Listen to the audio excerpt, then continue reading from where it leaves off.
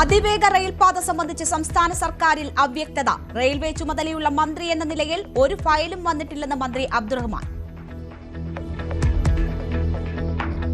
ഔദ്യോഗികമായി അത്തരത്തിലുള്ള അറിയിപ്പ് എൻ്റെ വകുപ്പിൽ വന്നിട്ടില്ല. റെയിൽവേയുടെ ചുമതല വഹിക്കുന്ന ഒരു മന്ത്രി എന്ന നിലയിൽ എൻ്റെ വകുപ്പിൽ അത്തരത്തിലൊരു ഫയൽ വന്നതായിട്ട് ഇന്നലെ ഞാൻ പരിശോധിച്ചു, കണ്ടിട്ടില്ല.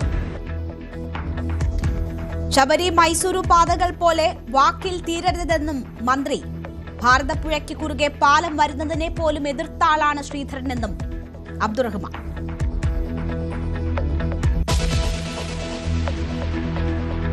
നിയമസഭാ തെരഞ്ഞെടുപ്പിൽ കോൺഗ്രസ് എംപിമാർ മത്സരിക്കുന്ന കാര്യത്തിൽ അനിശ്ചിതത്വം തുടരുന്നു. 2-3 എംപിമാർക്ക് അവസരം നൽകിയേക്കും. തിരുവനന്തപുരം മണ്ഡലത്തിൽ തീരമേഖലയിൽ നിന്നൊരാളെ സ്ഥാനാർത്ഥിയാക്കണമെന്ന ആവശ്യവുമായി ലത്തീൻ സഭ. TM ജേക്കബിന്റെ മകൾ അമ്പിളി ജേക്കബ് UDF സ്ഥാനാർത്ഥിയായേക്കും.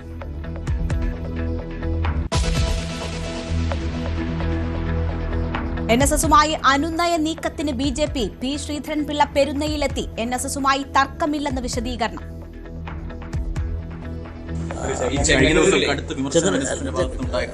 അല്ല, ഞാൻ അതിനെപ്പറ്റി ഒന്നും പറയാൻ ആഗ്രഹിക്കുന്നില്ല. NSS എന്നും ബ്ലെസ്സിങ്സ്, അതിൽ ഞങ്ങൾ പലർക്കും ബ്ലെസ്സിങ്സ് എൽക്കാലം തന്നിട്ടുള്ളവരാണ്. അതുകൊണ്ട് നന്ദിപൂർവ്വം അതിനെ സ്മരിക്കുന്നയാളാണ്. ശ്രീധരൻപിള്ളയുമായി രാഷ്ട്രീയാതീതമായ സൗഹൃദമെന്ന് സുകുമാരൻ നായർ.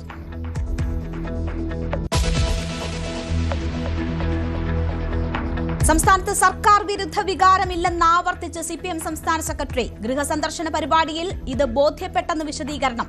വിവാദ പരാമർശത്തിൽ സജി ചെറിയാനെ വിമർശിച്ച് G. സുധാകരനും പാലൊളി മുഹമ്മദ് കുട്ടി. സജി ചെറിയാനെ പറ്റി എനിക്ക് വേറൊന്നും പറയാനില്ല. അദ്ദേഹം എല്ലാ കാര്യങ്ങളും അദ്ദേഹം ശ്രദ്ധിച്ച് ചെയ്യണമെന്നുള്ളതാണ് ഇപ്പം എല്ലാവരും പറയാം. അദ്ദേഹം അത് അംഗീകരിച്ചല്ലോ. അതൊക്കെ തെറ്റായ പ്രസ്താവനയാണ്. ഒരു അടിസ്ഥാനവും പ്രസ്താവനകൾ പാടില്ല എന്നുള്ളത് തന്നെയാണ്. അതെ,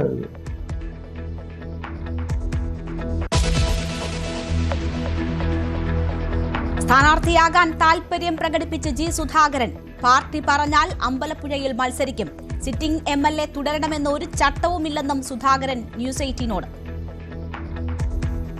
ആളുകൾ ഇങ്ങനെ പൊതുവെ അഭിപ്രായം പറയുന്നുണ്ട്, ഇവിടെ വരുന്നവരൊക്കെ ഇങ്ങനെ സംസാരിക്കുന്നുണ്ട്. ഞാനതിനൊന്നും തന്നെ ഒരു പ്രത്യേക പ്രാധാന്യം കൽപ്പിച്ചുള്ള നിലപാടുകളൊന്നും വന്നവരോടും പറഞ്ഞിട്ടില്ല. പാർട്ടി തീരുമാനം എടുക്കുന്നതനുസരിച്ചാണ് ഇതുപോലെ പ്രവർത്തിച്ചിട്ടുള്ളത്. അത് ഇലക്ഷൻ്റെ കാര്യത്തിലായാലും മറ്റു കാര്യത്തിലായാലും അതുപോലെ തന്നെയുള്ള സമീപനമാണ് ഇനിയും തുടരാൻ പോകുന്നത്.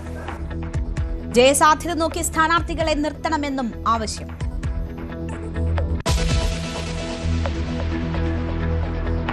തെരഞ്ഞെടുപ്പിൽ ഒറ്റയ്ക്ക് പോരാടാൻ വിജയ്. TVK ആരുമായും സഖ്യത്തിനില്ലെന്ന് പ്രഖ്യാപനം. DMK സർക്കാരിനെ ഭരണത്തിൽ നിന്ന് തൂത്തെറിയണമെന്ന് ആഹ്വാനം.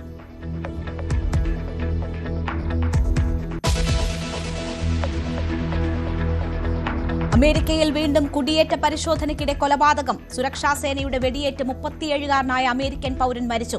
സേനയ്ക്കെതിരെ ജനം തെരുവിൽ.